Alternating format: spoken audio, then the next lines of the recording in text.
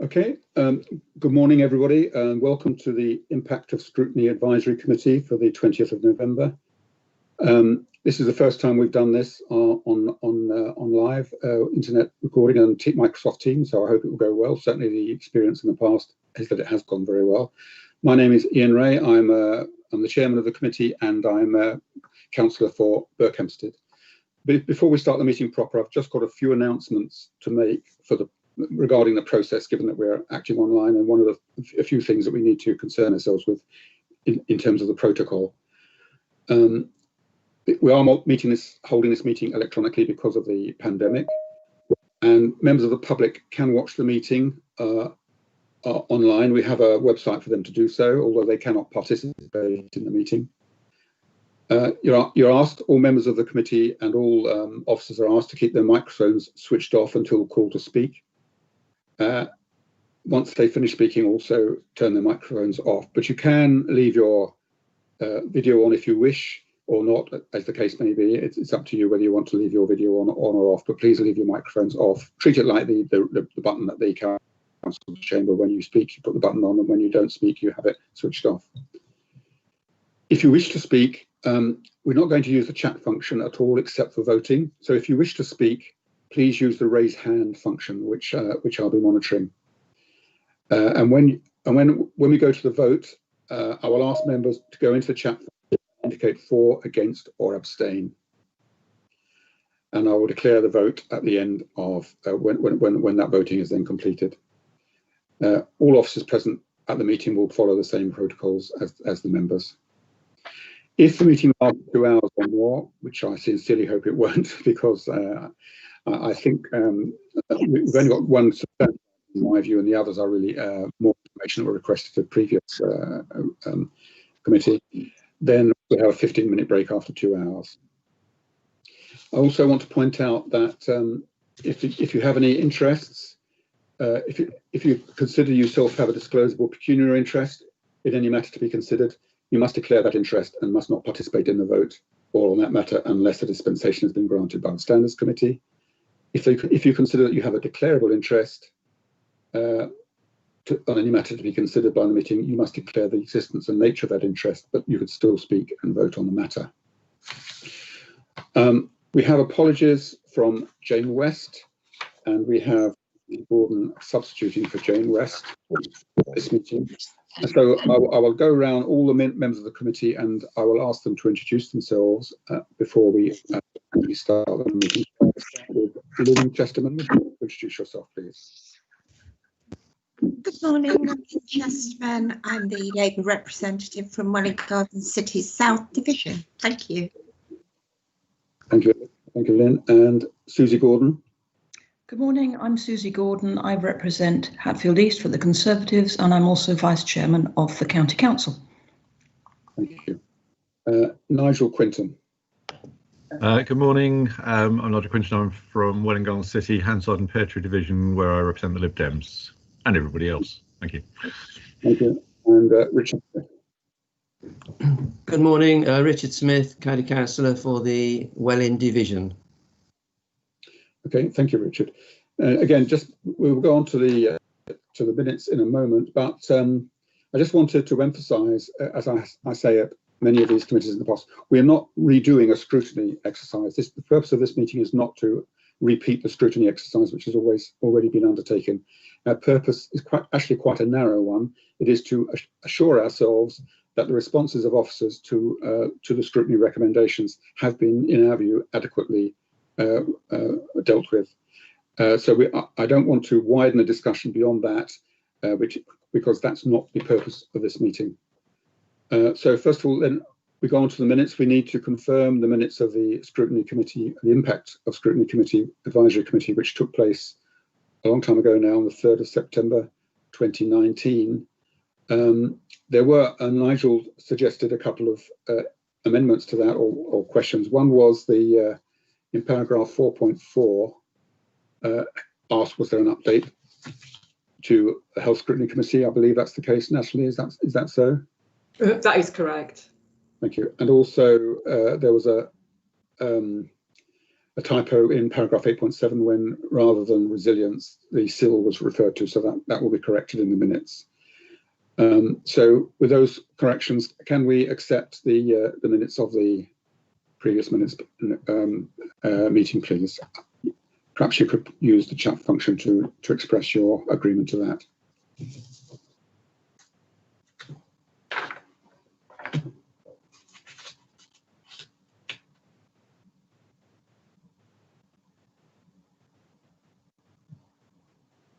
I see Susie and Nigel have voted, and Lynn and Richard. So that's 4 people in agreement, so we can take the minutes as read.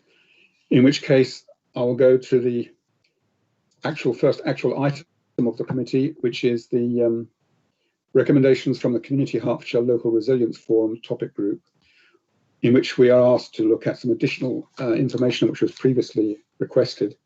We have with us Darren McClatchley and Owen Tomlinson, as I understand it. Is that correct? You have Owen, yes. Hi, morning everyone. And I've got Daryl Keane, who's the chair of the Local Resilience Forum, on the call as well. Daryl Keane, okay, thank you. Welcome both of you. And also we have Colin Woodward substituting for Terry Hone, who's the executive member.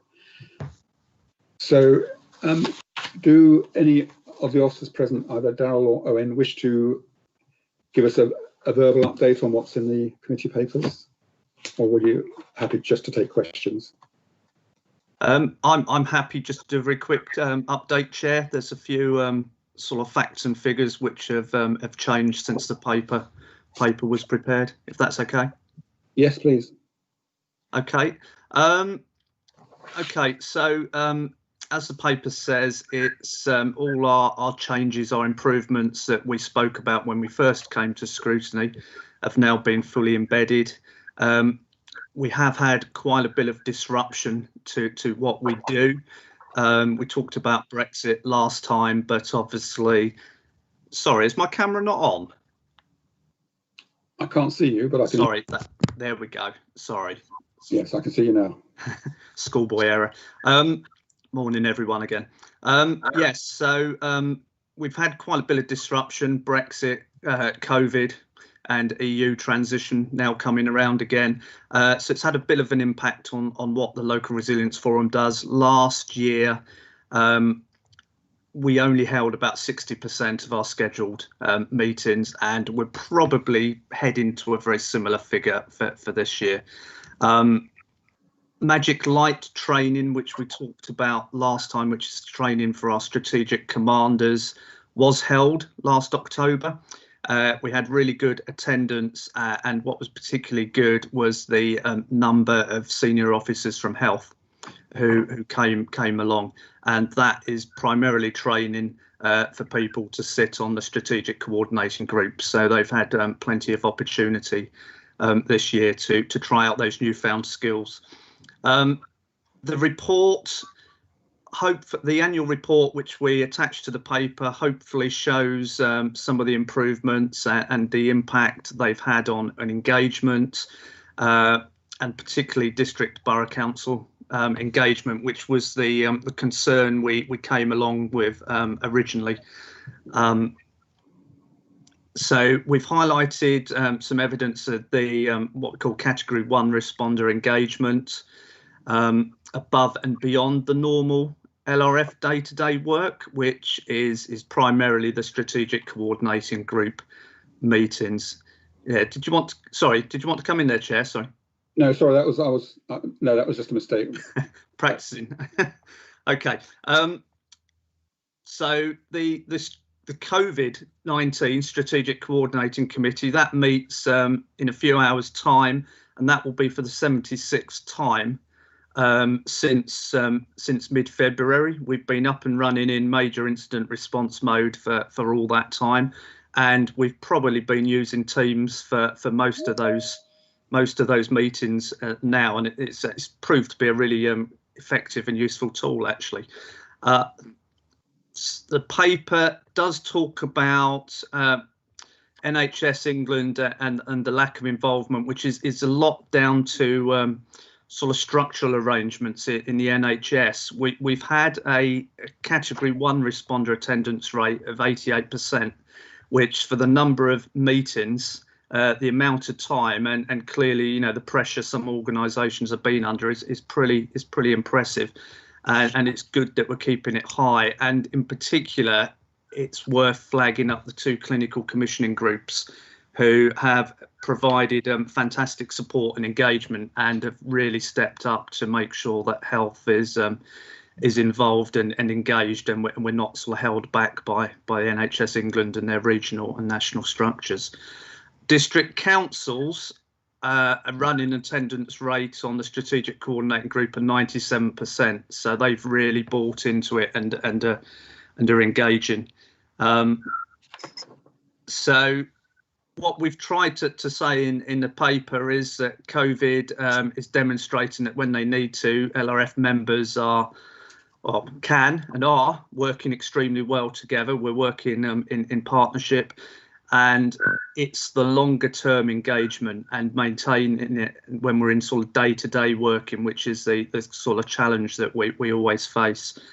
At the moment, I say we've got considerable disruption. We're consciously going to try and keep the schedule of LRF meetings going as much as possible this year. And the executive group, which sort of provides the direction, has been unaffected. We've managed to maintain executive group meetings, but we've probably lost a cycle of 2 meetings across the other groups because of the spring and the summer. And a lot of that is purely to do with the timing of the sort of peaks of the pandemic and just how busy organisations have been. The multi-agency response to COVID has been massive.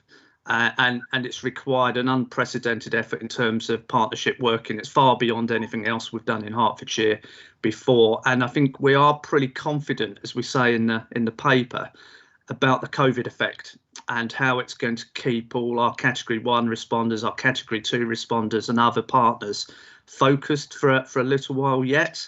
But I just want to sort of reassure you that doesn't mean we're going to take our foot off the engagement and sort of maintaining it. We're not going to sit back and just assume that everybody's going to buy in. We still need to work on it. So I'll just finish off quickly, if it's okay, just to go through the second recommendation, which was very specific around one of the groups and engagement. So our new planning group is up and running. It's met 3 times since we last came along a year ago. The annual report hopefully highlights where the district councils in particular, their engagement has improved. We held the latest meeting a couple of weeks ago.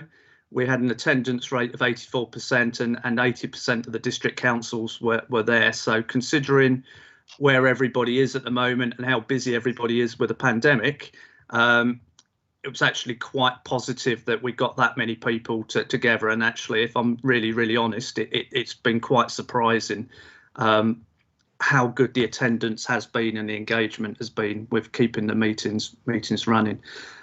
I'm not going to go into any sort of real detail around the purpose of the group and what we've done with succession planning, because that should be quite self-evident from the paper. We have managed to keep some training going. It's been quite interesting in terms of training, because normally we talk about doing face-to-face training, getting people together in the room, building those relationships, and going virtual has created, as you're finding out yourselves, a whole new challenge to how things are done. And it's an interesting concept, really, going to sort of virtual training, because on the one hand, it might actually help with engagement and sort of buy-in, because it makes it easier for people to be available. But it's got its own set of challenges beyond that. So it's a potential tool that's out there. And if you go back to a year ago, it's something we wouldn't even have contemplated using, as would be using something like Microsoft Teams for strategic coordinating meetings. So lots happened in the last year since I was here. And just finish off by just re-emphasising that point about COVID and the legacy for the LRF. Touched on it earlier, but what's been really evident has been the sheer number of people involved in the response in Hertfordshire, and the fact that a lot of them did not have any first-hand experience of resilience. They hadn't responded to major incidents. They didn't know what the LRF was, what it meant, and they didn't really have any involvement in any sort of multi-agency partnership working. It's been, like I say, a really big effort, and if we look to try and build that understanding and that engagement just through the normal day-to-day work, we just wouldn't be able to do it. So whilst it's been really tough, it does pull us in a good position moving forward in terms of engagement and the work of the LRF. And I'll end on that point, if that's okay. Okay, thank you very much, Owen, for a very comprehensive update. I wonder, Darryl Keane, do you want to add anything before we go to questions on the vote? Thanks, Chair. I'll just very briefly, because I want to leave time for a few questions, just to say there's nothing quite like a major emergency to focus people on planning for a major emergency. And I think that's exactly what's happened in this case. We were starting to get more traction following the first scrutiny. So the scrutiny was helpful in creating that challenge. But certainly the COVID situation and EU transition has focused people's minds quite considerably. Particularly recently, we've seen some really positive work around the new sort of challenges to the area, which are obviously testing and vaccination, which are obviously national challenges as well. It's really positive that the NHS structures, which are obviously key to all of that, have focused on the specialist areas. And what we, through the SC, the Strategic Coordinating Group and the Local Resilience Forum, have been able to do is to create an effective division of labour whereby the local authorities are very much now leading on the logistics surrounding those mass testing and mass vaccination programmes. So that relationship is really, really strong now as a result of the work we've done over the last sort of 10 months as part of the COVID response. So I'll stop there and happy to take any questions. Oh, thank you very much. I have a hand up from Nigel. Is your question in relation to the first recommendation or the second recommendation, Nigel? Because I'm going to vote to the return. Well, it's a general question on the report rather than on the. I'm not sure which recommendation it would relate to. Sorry. So I just go ahead. Okay. So you don't want to ask a question, is that correct? No, I do want to ask a question. But I'm not sure which recommendation it relates to. Sorry, the question I had, and firstly, I just wanted to thank Darryl and Owen for that, because I do agree that the response through COVID has been remarkable, and that came out at the scrutiny we had last week on the step back review. The question I had was, in the report, it mentions that the Brexit group stood down in January. I'm sure that doesn't mean we haven't had continued discussions since January. Just wondered if you could fill us in on where that is, because obviously we still don't know really where we're going to be in January. Nigel, I think Brexit. I don't think that's on our agenda to discuss Brexit, and I did point out that we have a rather narrow agenda to just deal with these recommendations, whether or not we're satisfied that they've been fulfilled. I don't know where Brexit falls into that question. If it might help, Chair, I can be extremely brief and just say that no, quite right, Nigel, it hasn't stopped. And actually the group is now stood back up under the Strategic Coordinating Group. It only stopped because we were waiting for guidance, which obviously we're now working very hard to implement. Does that help, Chair? Okay, thank you. Thank you. That's all I needed. Thanks, Chair. Colin wants to ask a question too. Colin Woodward. Or say something, sorry, Colin. Well, indeed, as the Deputy Executive Member, I want to use the opportunity to thank Darryl, Owen and Darren for the work they've done on this, and Brexit, as has just been mentioned, was a considerably big challenge in itself. And then, of course, we've had COVID on top of that. So I think that's commendable. Your past minutes mentioned that district attendance wasn't a statutory duty. And so I think it's all the more impressive that the work has been done that has engaged the districts so much during the last year.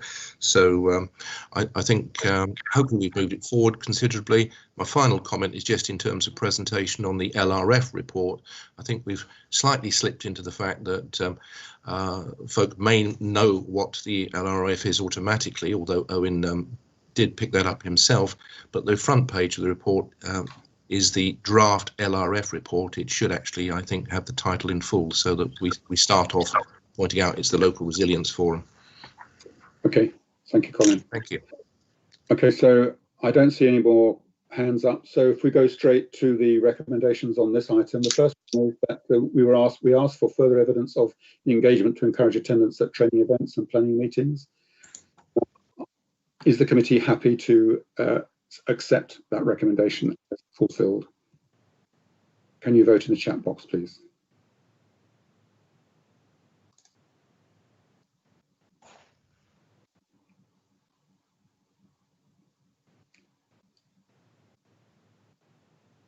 Yes, that's all been agreed. Thank you very much. And we go to the second recommendation, which is that the committee did not sign the recommendation off as it wanted to see more evidence of succession planning and the outcomes of the new planning group. Are we happy to agree that that recommendation can now be signed off as recommended in the report?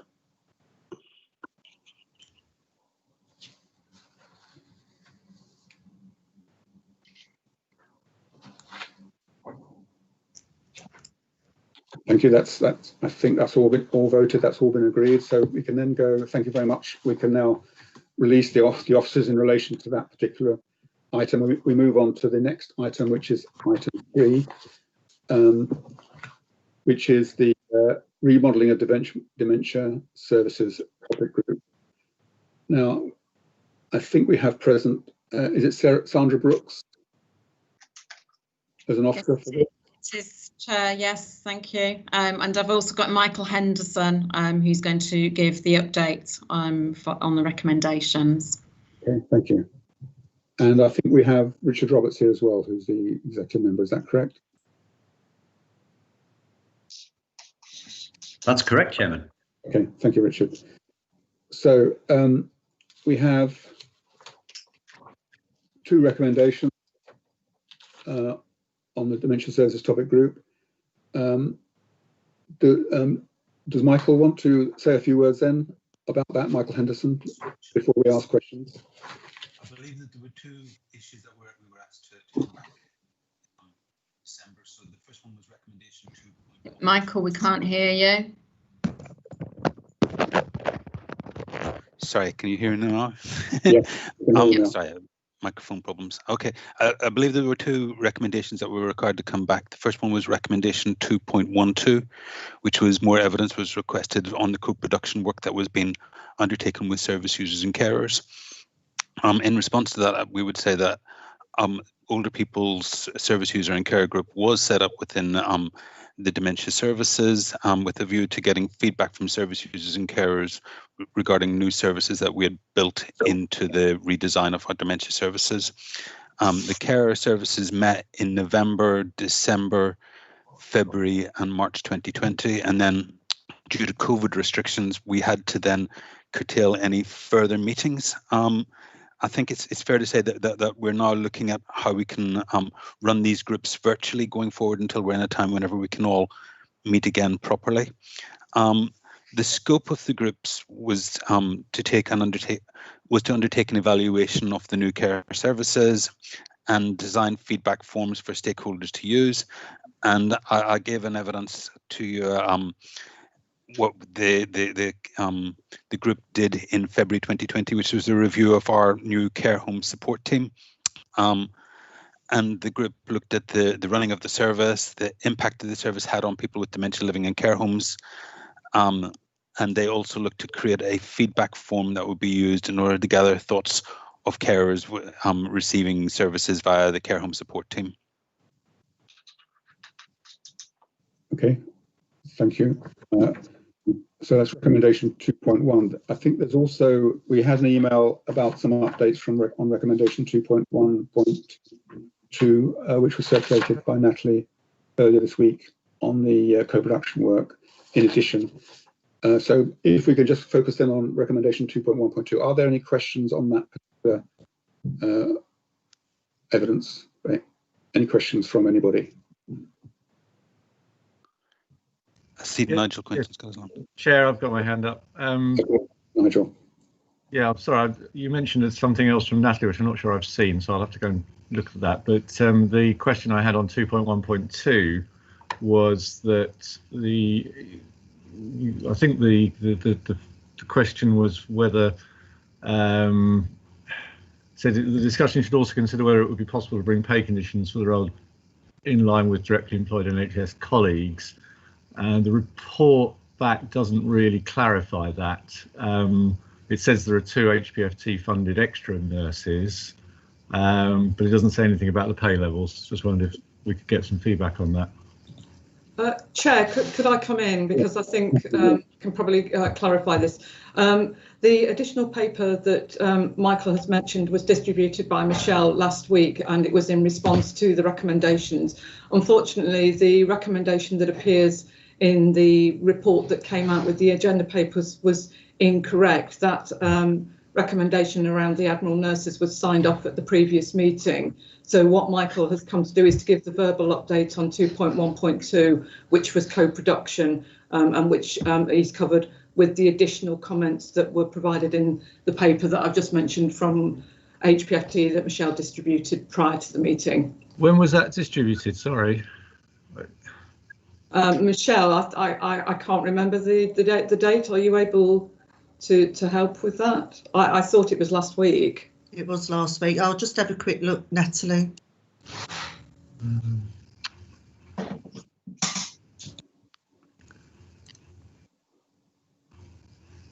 I've only got the one on the 5th of November,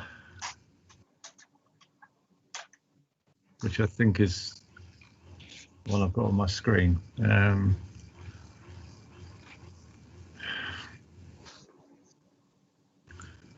It was definitely last week. I've got a copy. I didn't keep a copy of the cover email. That's what I think.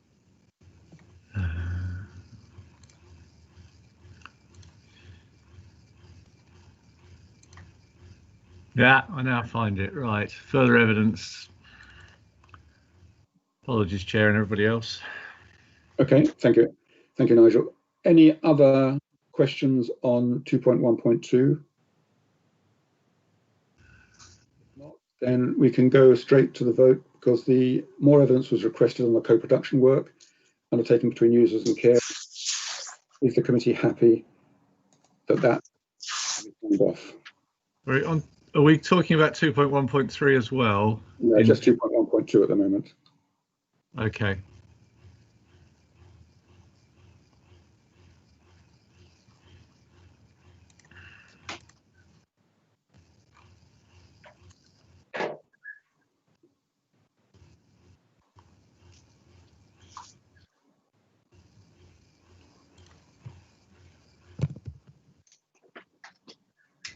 Are you voting, Nigel?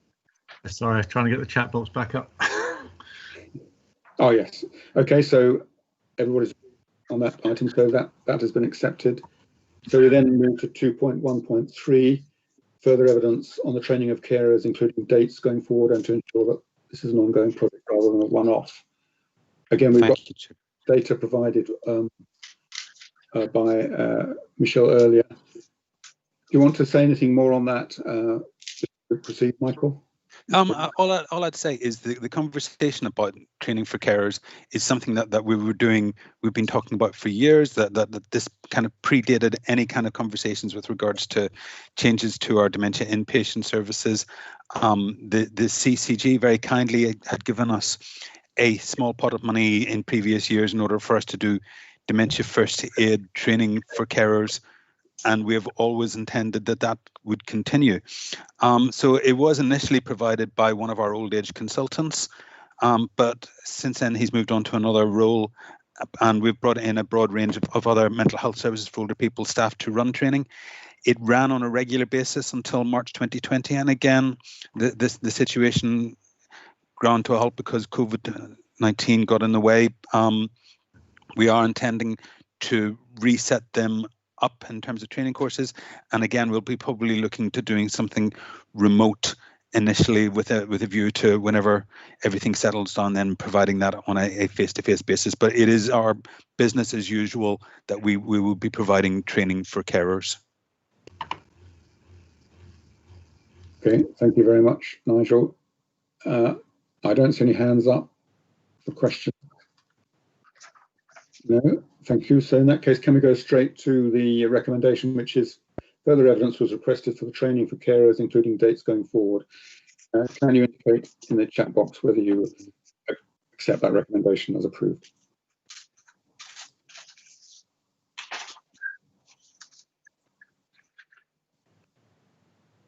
Okay, thank you very much, everybody. That recommendation has been agreed. So thank you, Sandra. Thank you, Michael, and thank you, Richard, for coming along to that. Thank you, Chair. Thank you, Chairman. Thank you for your work. Okay, thank you. And I will now move on to item 4, which is the, just get my paperwork here sorted. Item 4 is the contract market volatility topic group. I think we have, do we have Paul Drake, Head of Procurement here? Yes, you do, Chair. Thank you very much. Do we have Ralph Sangster, who's the executive member? I don't think so. And the chair was Nigel. Okay, Paul, do you want to say something to introduce this before we move on specifically to recommendations? Yep, certainly will. Good morning, everybody. So I've been asked to come back to report on 2 areas from the remaining from the topic group recommendations. Members may recall that the 2 main areas that were left outstanding were ensuring that our contract managers are properly skilled and trained in accordance with the complexity of the contracts that they're responsible for, and making sure we've got a system to identify that. And the second recommendation was around ensuring best practices spread effectively across the contract management community. So I'm back to report on both of those. Would you like me to do the update on each of those? Oh, perhaps we can take them one at a time with each as we go through each recommendation.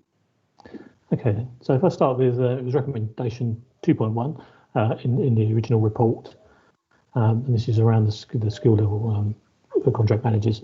So I'm pleased to report that we now do have that system in place, and I can describe the system as it is. So for existing contracts, where we have existing contracts, my team, Strategic Procurement Group, already do a 6-monthly validation of the contract data with those contract managers. So what I mean by that is we have an online contract register, which contains details of all our contracts. So every 6 months we will already sort of go into the contract managers and ask them to validate that data, because things change. You know, obviously people leave, suppliers may change, that sort of thing. So that was an existing thing. But what we've done is add to that task by then also consulting with that contract manager about the level of their skills and experience, and giving them a set number of contract skills that we think are appropriate, and asking them to assess their readiness against those skills. And where requirements are highlighted as part of that process, we'll arrange training for each of those. And those skill sets are based on the Government Commercial Function Contract Management Professional Standards, which we see as an exemplar in terms of contract management training. So that's for existing contracts. For new contracts, and again, this is tagged on to something that we already do. So my team will be working with contracting officers to start running contract processes, to procure contracts.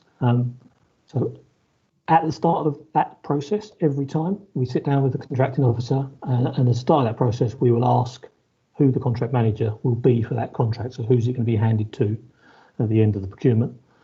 And we will ask for assurance that that contract manager is adequately skilled and trained for that contract, And where that insurance isn't forthcoming, we can work on a one-to-one basis with that nominated person, or we'll arrange training for them.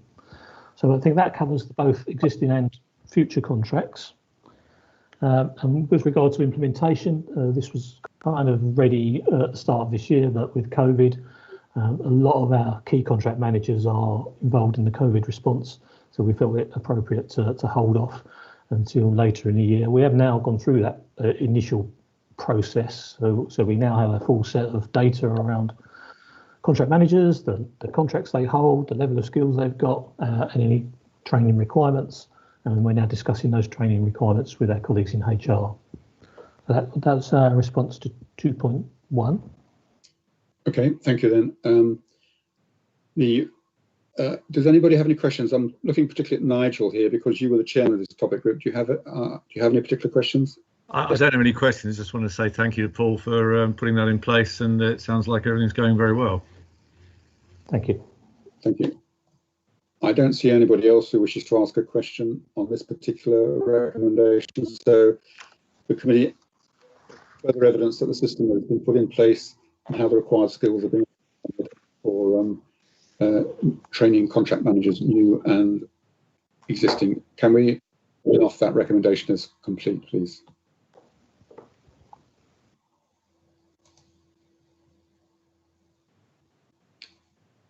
Yes, that's all four.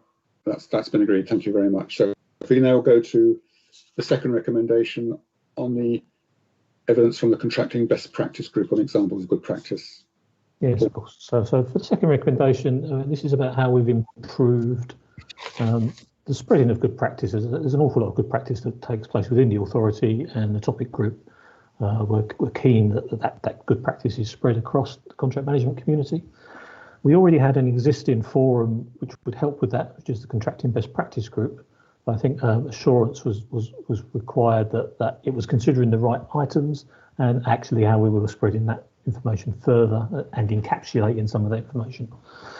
So what we've done is we've added a best practice standing item to all contracting best practice group meetings now. And examples from the past year have included case studies on the Household Waste Recycling Centre contract issues, which I'm sure you're familiar with, and also another one from the waste area around clinical waste failure. We've also had a look at more recently at the response to the COVID emergency and the contract management lessons from that.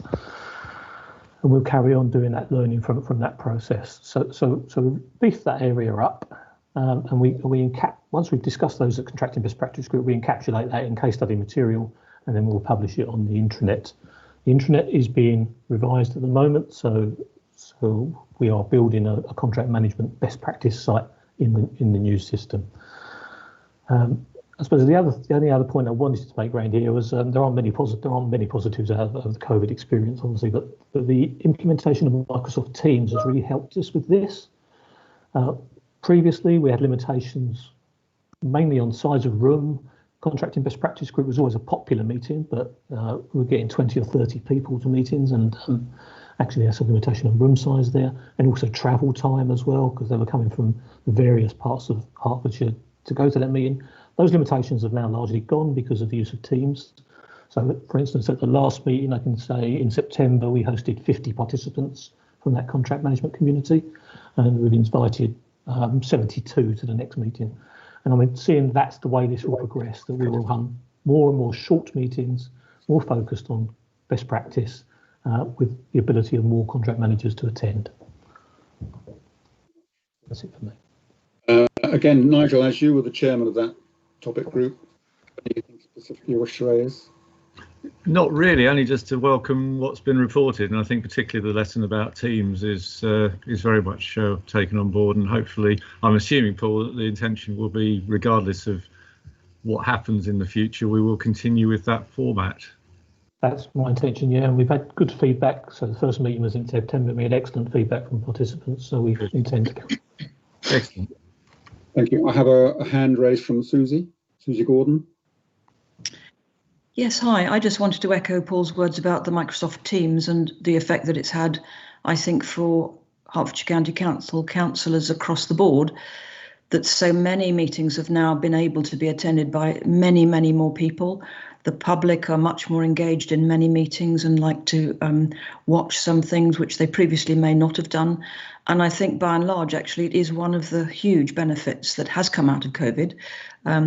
And I do hope that in, going forward, as things will slowly get back to whatever our new normal happens to be, that we don't lose that benefit once we go back to having meetings in person, because I feel that this has been a huge advantage. I know we spend a lot of time at the screens and, we have to be careful of all sorts of issues like our chairs and mental health. But by and large, I think it's an extremely good thing for enabling so many more meetings without the travel, and so many more people can get, be at those meetings. Just as Paul said, I just wanted to echo that, really. Thank you. Thank you, Susan. Hand raised from Lynn Chesterman. Thank you, Chair. Just wanted to say well done, Paul. And I just wanted to ask, when you have, we all know that not everybody can attend every meeting, but do we actually make sure that they're not the same contract managers that are not attending the meetings, so that we are sure that at some point everybody has something? Thank you. Thank you very much. Excellent question. And I think what this does is link the two recommendations that I'm reporting on here, because actually we have such a good data set now about what contract managers are managing what contracts and their experience. Actually, it's quite obvious when they're not attending training meetings or going or coming along to contracting best practice. So yes, we're very much more targeting people now, and I mean that in a positive way. We're looking at those key contract managers and making sure they're fully informed wherever possible. So yes, we will. Thank you. Okay, thank you very much, Paul. Thank you, Lynn. I don't see any other questions. So if we can go straight to the recommendation, which is that there are more evidence has been provided that the contracting best practice group is working, and that there are examples of good practice being shared by the group. Is the committee happy that that has been fulfilled? I'd like to vote in chat, please.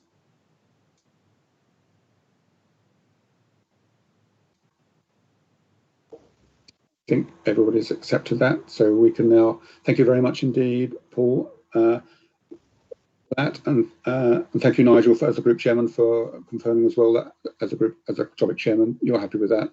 So thank you very much, Paul. We can now move on to the next item on the agenda, item 5. Thank you, Chair.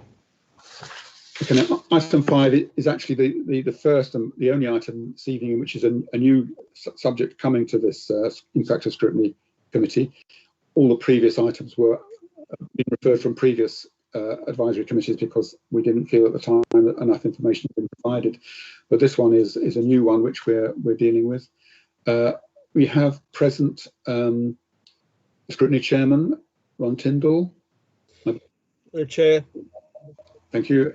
Jim McManus, I believe, is here. Is that correct?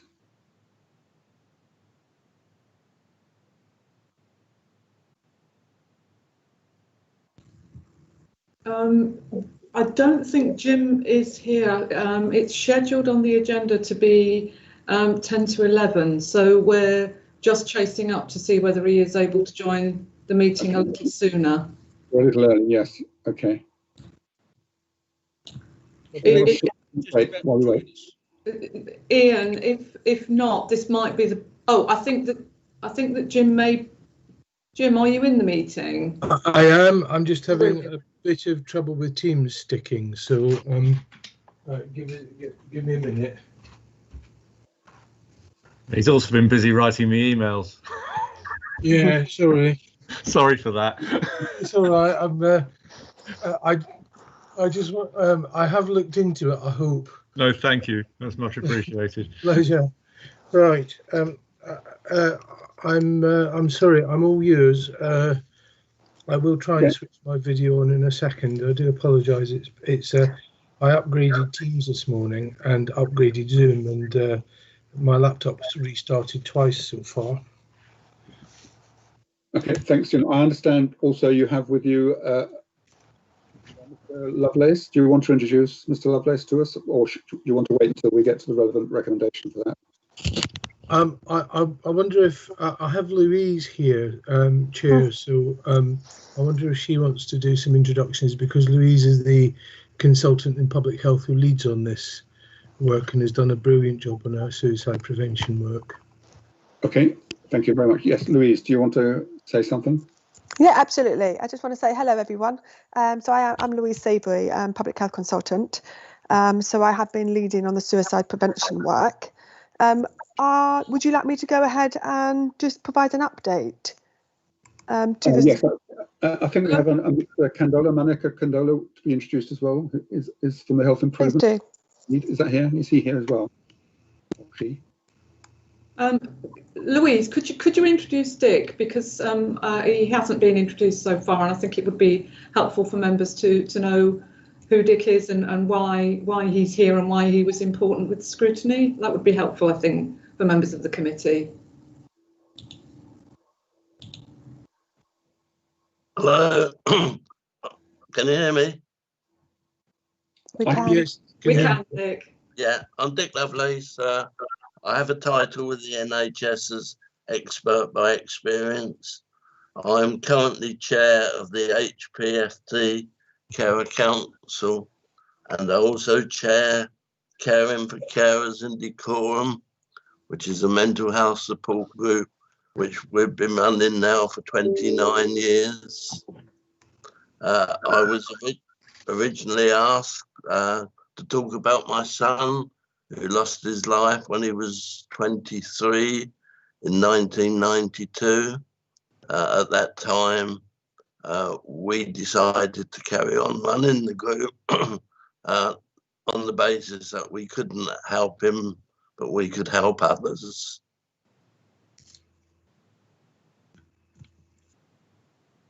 Okay, thank you very much, Mr. Lovelace. Now all the officers and Mr. Lovelace present have introduced themselves. Louise, are you going to give a quick summary before we go into each recommendation? Yeah, absolutely. Thank you, Ian. So we had scrutiny back in November 2019, and we were asked to make the following recommendations. I'll just go through those now. One was to facilitate further progress with the suicide prevention work, ensuring that we obviously had buy-in from all our key agencies and stakeholders. The second one was to ensure that we embed awareness of suicide and ensure that we obviously do our utmost best in terms of preventing suicide. And the last one was to review the current bereavement services across the patch. So I'm just going to go through each one of those just to give you a flavour of the updates and the progress that we've made on those. So in terms of the engagement work with our stakeholders, there's been some significant progress. The first one is we held a Hertfordshire Suicide Prevention Network, and that happened at the beginning of this year. There were over 100 attendees from various partners and organisations, and that really was wide representation. So that included our CCG partners, HPFT, police, voluntary sectors, had also included people from lived experience. And that was a very successful event. And there at that event, we were able to share the refresh of our suicide prevention strategy. And we're able to get obviously a lot of feedback into that process. So that was extremely successful.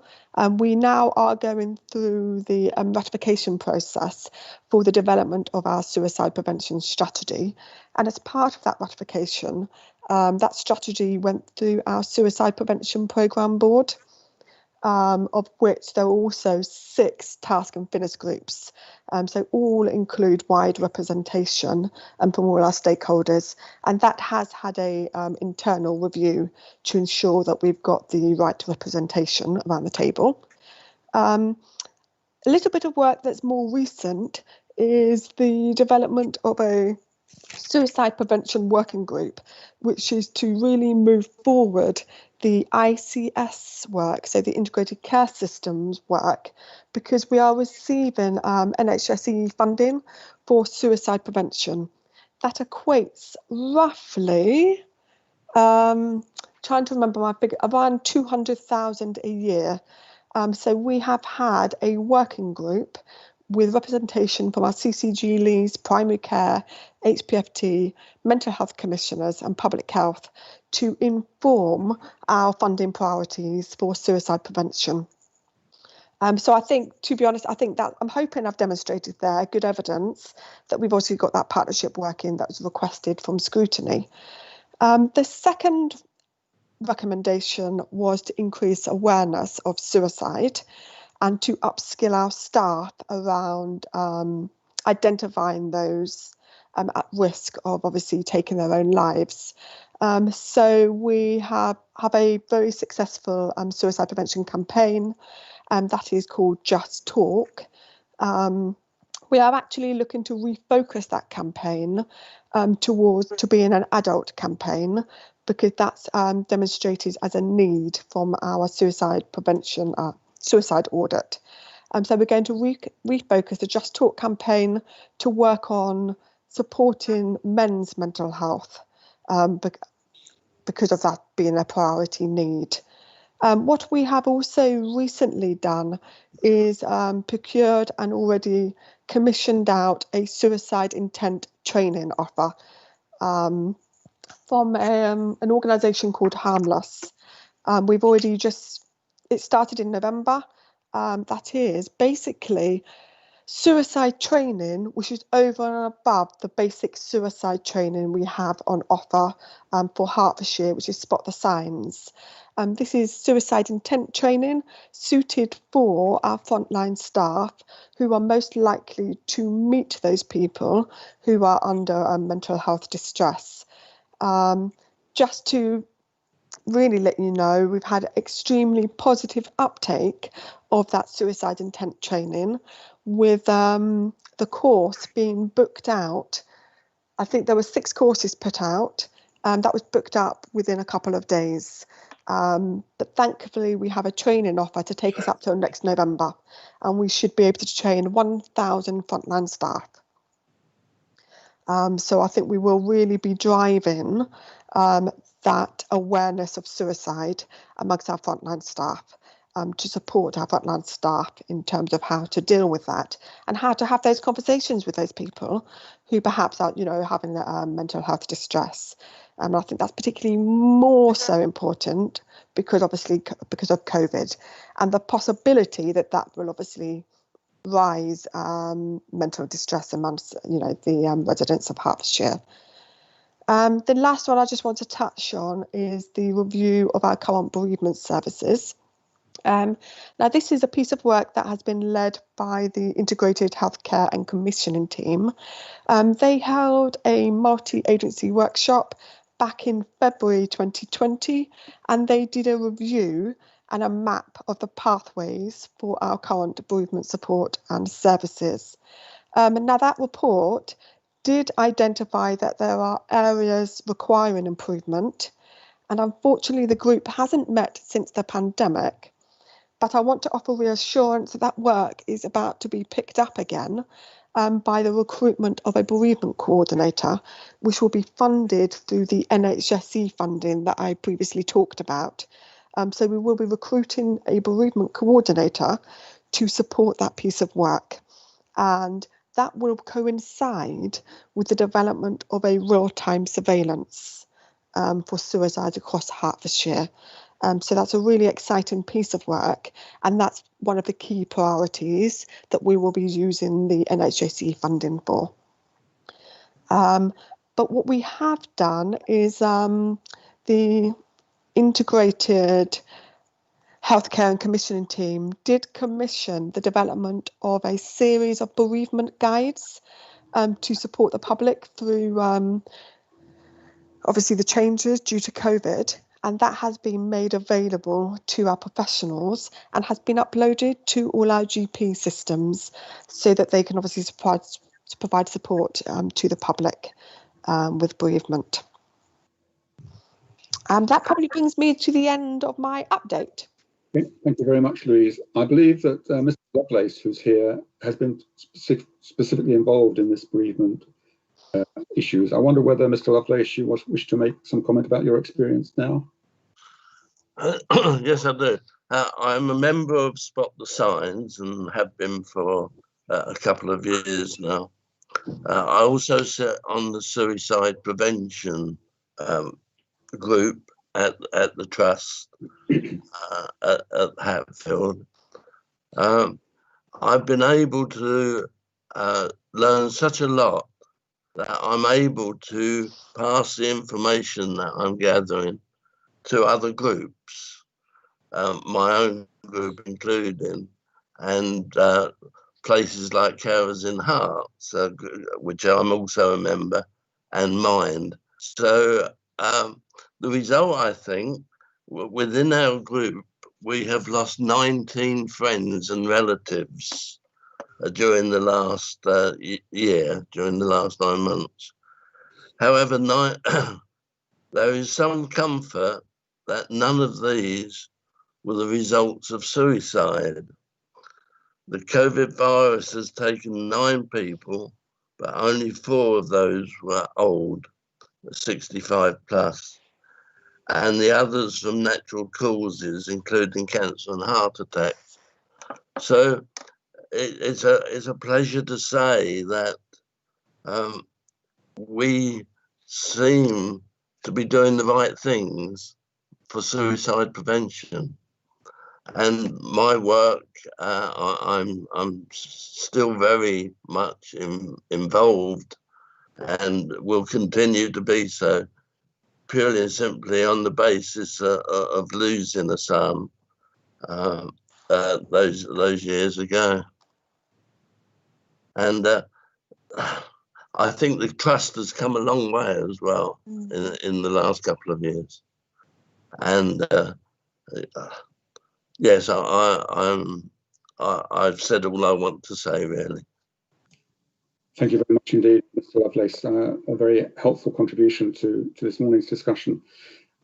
I know that Tyndall has his hand up, but before I come to you, Ron, I just want to ask if Jim McManus, if you want to add anything before we move on. Thanks, Chair. I mean, the only things I would say would be the following. Firstly, a significant amount of work has gone on over the last 3 years to build a partnership and build a number of agencies, and the rates of people who choose to end their life by suicide in Hertfordshire are low and remain low compared to the rest of England. That isn't room for complacency. Our strategy is that we want nobody in Hertfordshire to feel that this needs to be an opportunity for them. And I mean, I commend the work of, people who, like Mr. Lovelace, out of their great grief and loss, have given of themselves to care for others. So our strategy and our partnership would be nothing without the combination of people like Mr. Lovelace and my team and all the other agencies together. There are many myths circulating about suicide rates during COVID, one of which is that suicide has risen by 200%. It hasn't. The latest data from the national surveys, including real-time surveillance, show that it is basically done no more, we think, than what it would have done without COVID. But we can't be complacent. So coming out of this, we have to continue the public mental health work to build resilience in the community. We have to continue to build support for people who are bereaved. We have to continue to do everything we can to prevent self-harm and suicide. And we have to continue this work for the next few years. And the economic cost of it as well. So the work being done by the mental health programme on the Money Advisory Unit is very important. So it doesn't get a lot of airtime, but the work that's been done by these colleagues, including many people who are not here today, will be crucial in keeping our county healthy and safe for the next 5 years. And there's a great deal of work still going on behind the scenes. And I think as Hertfordshire, we take this very seriously. So probably for the umpteenth time, this is a marathon, not a sprint or a relay race where we all have to be in this together. The good thing is in Hertfordshire, I think we've got the partnership that will deliver that, and I'll stop there. Thank you very much, Jim. I'll now come to you. You've had your hand up for some time. Also, Louise, do you want to say something before I go to Ron Tyndall? If that's okay, sorry. I just wanted to add to Jim, just that actually we've been recognised by Public Health England at doing some extremely good work around promoting mental health and increasing resilience. And they have been extremely complimentary about how we are moving forward with our suicide prevention work. So I just wanted to add to that detail that it's been recognised, you know, outside of Hertfordshire as well. Okay, thank you, Louise. So now I can go to Ron, who's been waiting very patiently. Thank you, Chair. First of all, can I thank everybody who's involved in this? Mental health for quite some time has been the Cinderella of the NHS, and I'm pleased to see it getting the attention it deserves these days.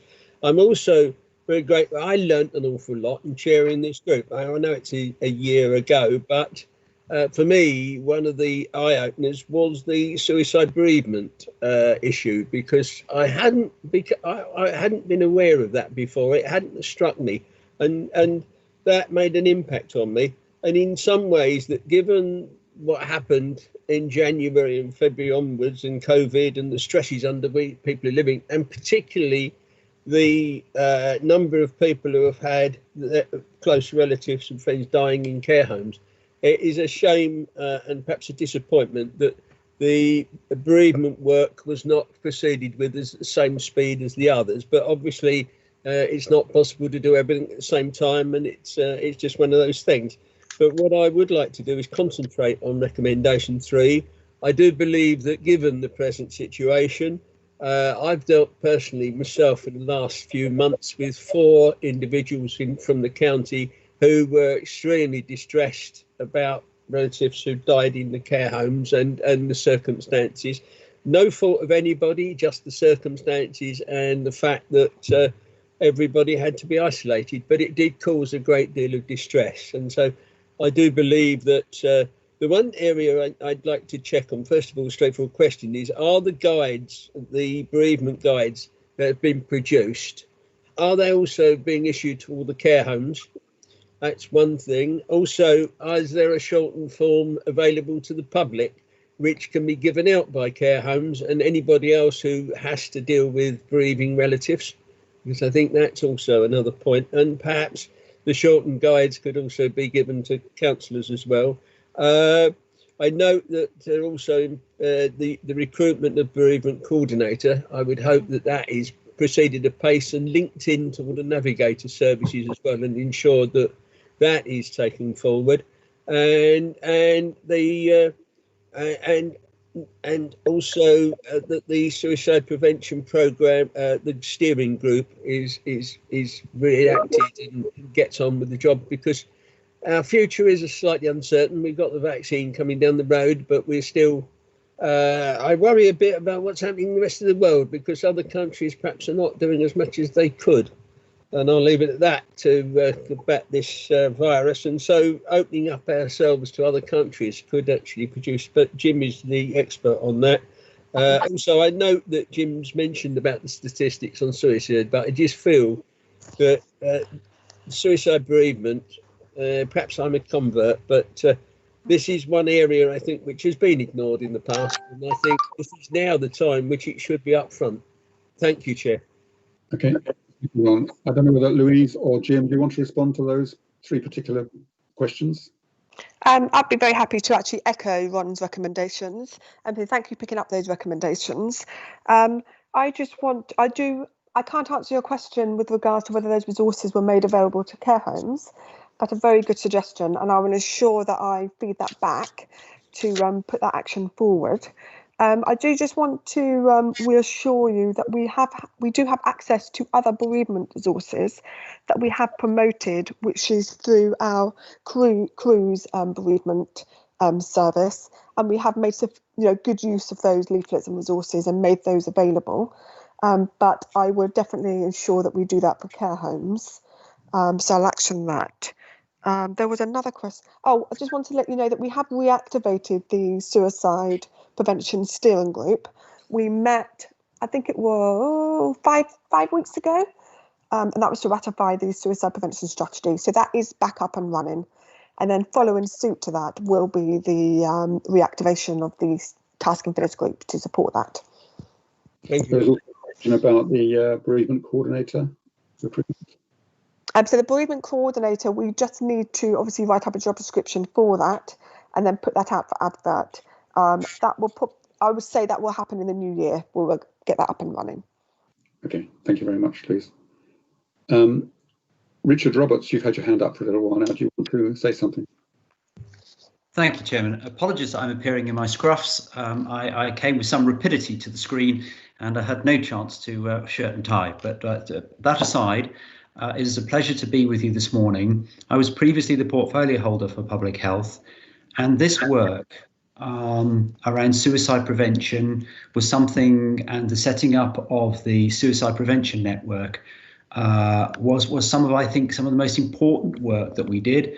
And I think it's some of the most important work that very much, Ron, I thank you for chairing the committee on this to be able to inform the latest suicide prevention work, which I've read in detail. It remains with me the passion, commitment by people such as Richard Lovelace, but also Mr. Faulkner and Mr. Stringer and his daughter Lottie, who between them, Ollie's charity and Hector's House, promoting the values of suicide prevention through their charitable work.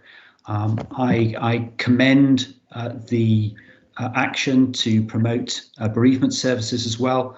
And just picking up on your point, Ron, I know that we've got mental health support going out through HCPA into care homes, and I'm fairly certain that I have seen bereavement support as well, because some of what's happened in care homes has actually caused significant trauma for care staff as well as families who've lost loved ones. So Ron, we'll absolutely make sure that's picked up. But I just thank you, Chairman, for indulging me to come to your committee this morning. I just wanted to support the work of Jim and Louise and all those around suicide prevention, which is strong in Hertfordshire, and I would endorse that. Thank you so much. Okay, thank you very much, Richard. And Jim, I think you want to respond. Yes, Chair. Richard has prompted me to mention three things. One is, of course, when we launched this network, Richard was our executive member. And Richard will remember that very emotional day where we had a whole load of people who've personally experienced bereavement in a room where he, I think, was of great support to people. I still remember that. And I still remember your leadership on that. I think the second thing is it's worth mentioning that we have commissioned a trauma network in Hertfordshire.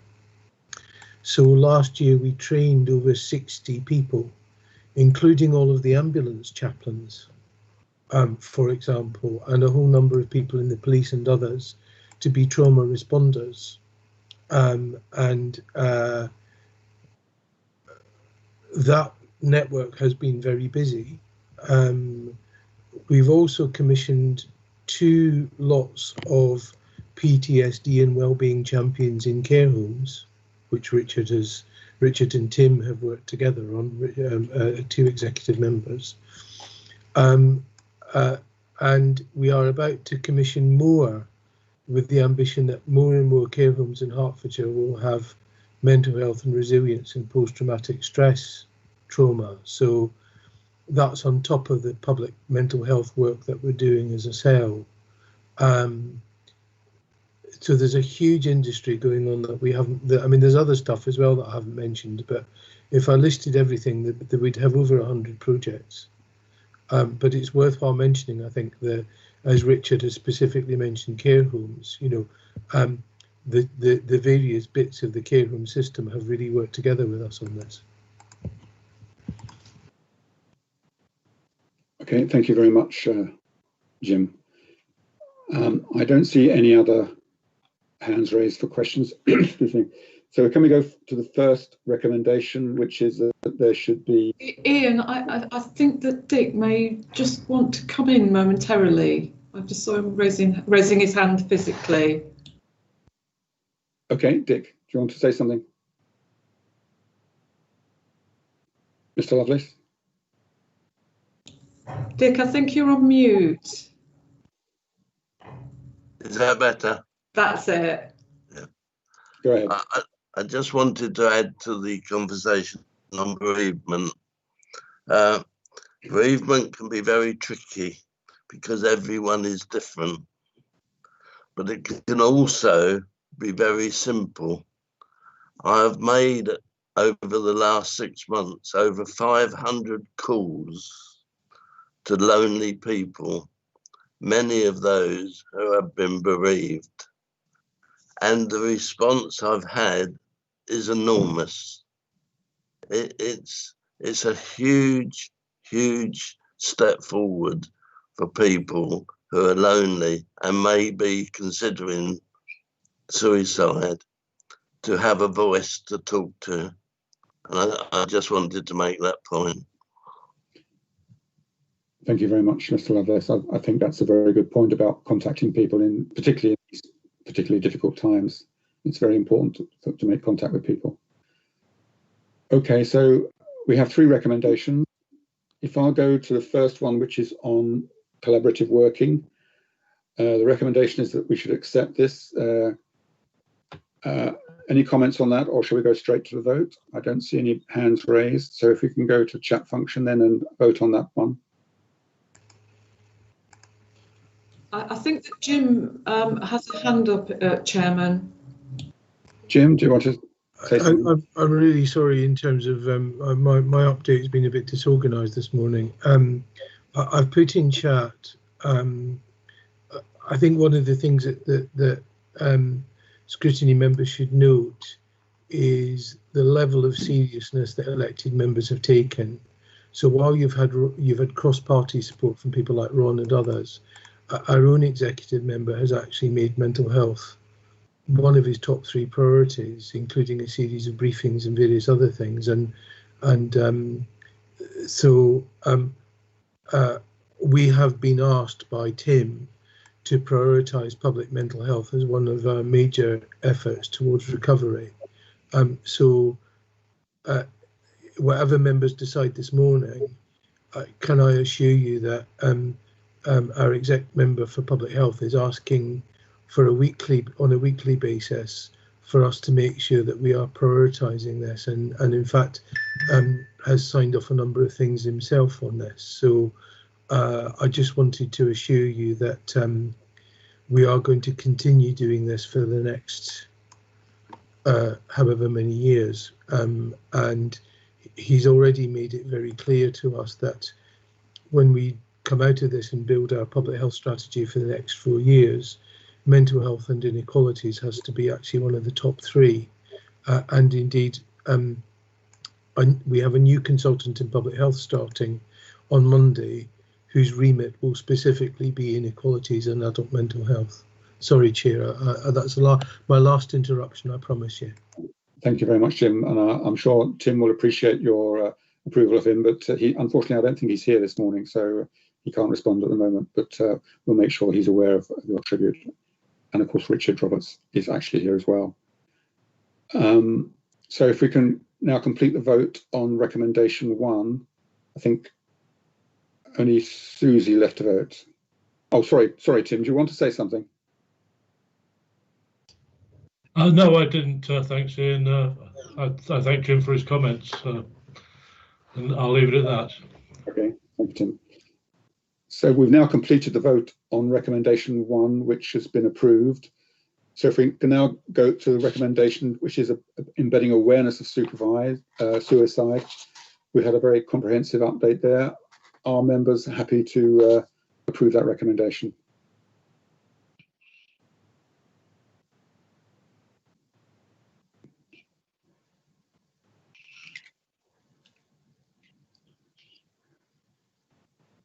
Thank you very much. That's all. The committee has approved that. So that recommendation has been accepted. We now move on to recommendation 3, which I wonder whether we might need a slight modification here, because the recommendation in the report is that this should not be accepted, but we've heard quite a lot of updates today. So I wonder whether we can change that recommendation. Natalie, do you want to comment on that?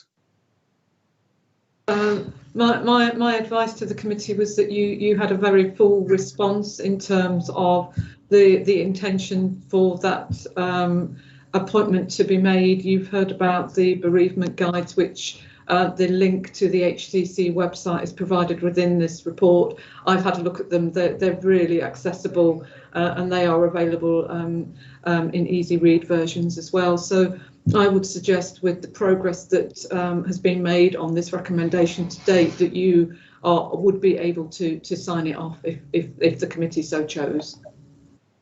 Thank you, Natalie. So what I propose then is that we change that recommendation from no to yes, and that is a review of. Is the committee happy that that? If I may. Yes, Ron. If I may, could I suggest that the recommendation on 3 is to thank everybody for their work, to note the process, the advance on suicide bereavement, but ask that they report back in 6 months with an update on further progress and confirmation that the guides and other material has been distributed throughout Hertfordshire. Something on those lines. So you're not suggesting it comes back to this committee, are you? Just about an update either to Scrutiny or to this committee or whoever it is. I'm not worried too much about the procedure. I'd just like to keep an eye on the suicide bereavement, particularly as we're in COVID. We look to be in COVID for another 6 months. We are likely, unfortunately and sadly, to have more deaths. And so it is a topic that I would like to keep an eye on for the next 6 months at least. Okay, thank you. Perhaps I can ask Natalie to comment on that. I understand where Ron is coming from with his request to the committee. However, the recommendation is very much around bereavement support for suicide, and that was a very strong and almost, recollection serves, a unanimous drive from that scrutiny topic group, that there was a desire to have a real focus on bereavement support for families and friends of people who had taken their own lives. On that basis, I think the written evidence that's been provided, plus the verbal updates provided by Jim, Louise and Dick, and the assurance that you've had from the current and previous executive member, I would suggest you have received enough to sign this off, and that Ron's matter around bereavement support around COVID is actually a separate issue which may require a different focus to that. And I'm now looking really to Jim and Louise, because that's now beyond my expertise, but my steer to the committee would be, actually, I think you are well able to sign this off. Can I just say that, yeah, I accept the definition. I was concerned with bereaved relatives of those who have died in care homes in circumstances that they have taken their own lives, but Jim has actually reassured me on the figures on that. So perhaps Natalie could be right, but so as long as we keep an eye on something of this nature, then I'm happy. Have both Jim and Tim wish to say something? Shall I go to Jim first and then ask Tim to speak? Thanks, Chair. I was just going to say, if you were minded to sign this off, I mean, we can assure you that there's a new suicide strategy coming, and as part of the public mental health work that will come out of this, there will be a new mental health strategy for Hertfordshire, and bereavement will be part of that. So we will continue to work on this if you were minded to sign it off. There are avenues for all of the ideas to be taken up. Okay, thank you. Tim Hutchings. Yeah, thank you, Ian. Jim's more or less said what I was going to say. I mean, we take this very seriously. Our suicide strategy is in fact going before Cabinet, I think next Monday or next week, certainly. We keep that up to date. And I think it's an indication of our how we take this seriously is the fact that nowadays we don't have a statutory duty to do a suicide audit, but we actually in Hertfordshire see a value in doing so, and we'll have continued to do so, and my expectation is we will continue to do so. And as a consequence, this comes back to the cabinet panel at least once a year. So I think, you know, to go beyond that, I think, frankly, is sort of belt and braces, really. Okay, thank you. And we have a question from Nigel Quinton.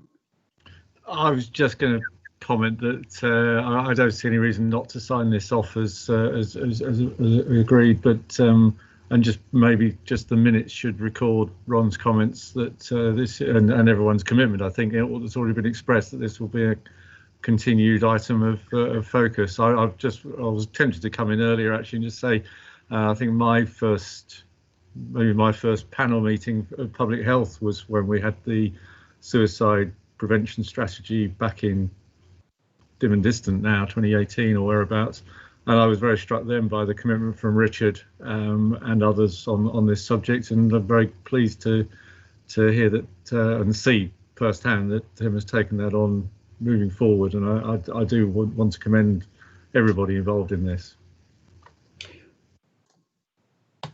Okay, thank you, Nigel. I think Ron and Jim, you still have your hands up. Is that a legacy, or do you want to come back? Oh, I apologise. That's the hand of history. Apologies. Yes. Okay, thank you. So in that case, we can now go to the vote on the third recommendation, which is a review of bereavement services. Are we prepared or happy to write that off as accepted?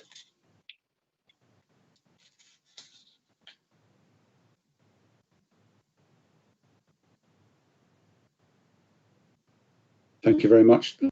Everybody has agreed with that, so we've now accepted that recommendation as approved.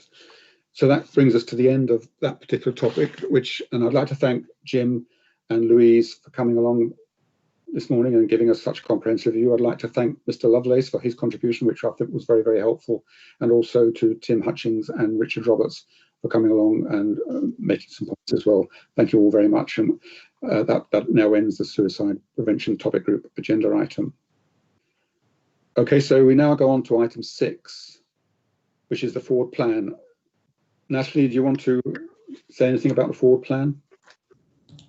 Just to say as an update, you've already got coming to the March meeting as noted in the plan HSAB and CHIC, which is the Children in Care Council, which we've always assured the young people that take part, it's treated with the same degree of seriousness as any other piece of scrutiny that we do. Therefore, it comes to your committee chairman for a consideration of the recommendations and whether those have been implemented with the impact that the young people were seeking. So those are the two that you've got.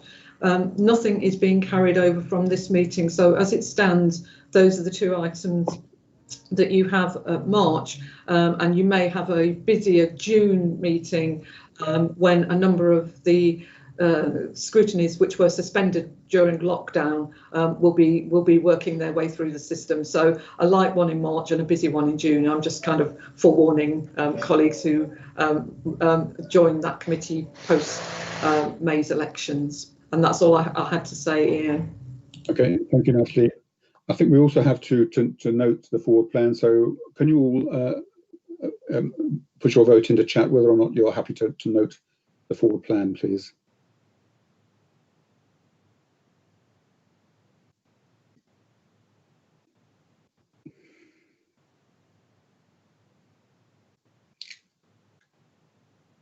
Thank you very much. Everybody is happy to note the forward plan.